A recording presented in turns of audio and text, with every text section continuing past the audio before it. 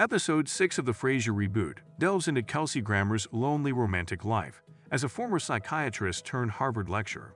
Naturally, things don't go according to plan for Frasier Crane.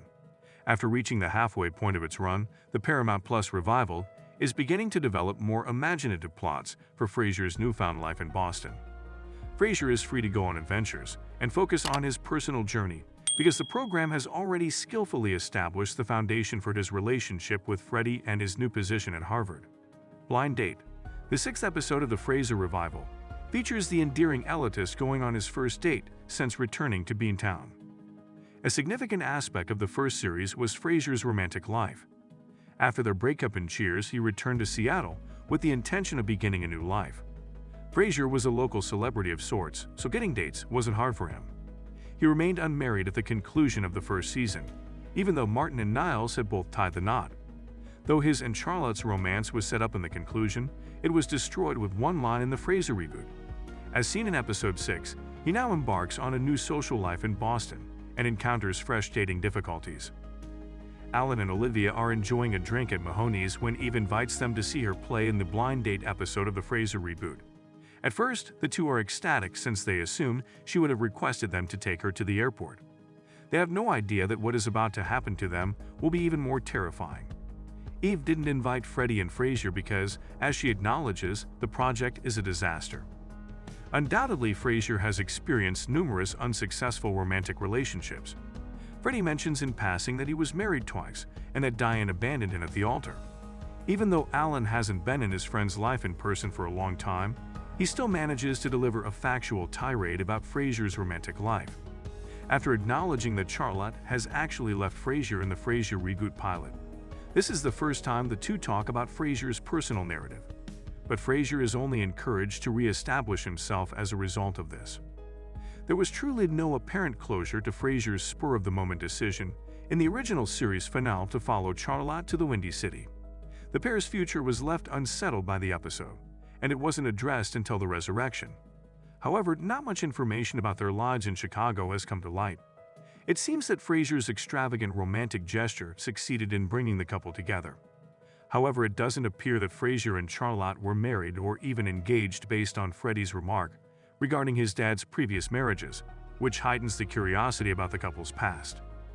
It seems that there are other people whose love lives are going badly than Frasier. Eve mentions that Freddie hasn't been dating anyone. The young Crane accuses her of setting him up with a dud in an attempt to rationalize his way out of the predicament. But Frasier continues to diagnose his child in spite of this. Even though his son proved he could date in the fifth episode of the FRASIER revival, his father says he has a fear of emotional vulnerability. Naturally, Freddie disputes it, so Eve dares him to accept being set up once more. Eve ends up setting both Frasier and Freddie.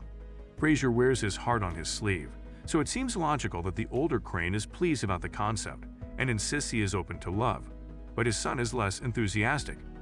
Given that he hasn't had a suitable romantic partner on the show, it's unclear if Frasier's diagnosis of his son is true, but it serves as a fantastic story springboard for potential future seasons of the FRASIER reboot.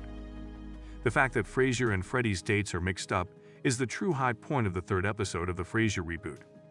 Eve withholds information about their presumed partners from them and is unable to address the matter since she is preoccupied with her play. This results in a comical situation where the father and son try to outdo each other in front of June, who is actually Freddie's date but prefers his dad. When Frasier finds out this, he's all fired up to take charge of the evening, but his intentions are dashed when he meets his own date, who seems to be just his type. The scene is eerily evocative of vintage Frasier, made both funnier and sadder by Eve's older babysitter's surprise presence. It mostly relies on slapstick humor, which the Seattle show mastered, with dabs of smart humor. The back and forth between Frasier and Freddie on proper language usage serves as the ideal reminder that both are extremely intelligent people who are caught in a ridiculously funny scenario.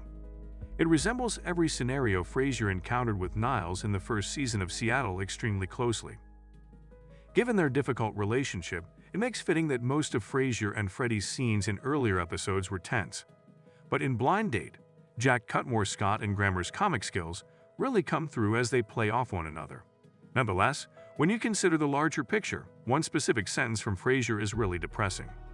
Freddie's father refers to them as the Crane Boys, which is strange for fans of the former show because it used to refer to Frasier, Niles, and Martin as they excitedly discuss their date, not realizing that they're talking about the same woman. Frasier's genuine date enters the picture just as Freddie is about to give in to his dad's request for June in the Frasier remake, further complicating matters. Savin, who has lived in Milan and is involved in the opera, is a far better fit for Frasier than June, who is more like Freddie. Frasier makes the decision that he prefers his real date to June, and he makes an effort to buy his son's cooperation in getting rid of her. He is confronted by Freddie about his self-destructive tendencies, but he doesn't stop until both ladies hear him speak candidly about them. They ultimately depart from Frasier.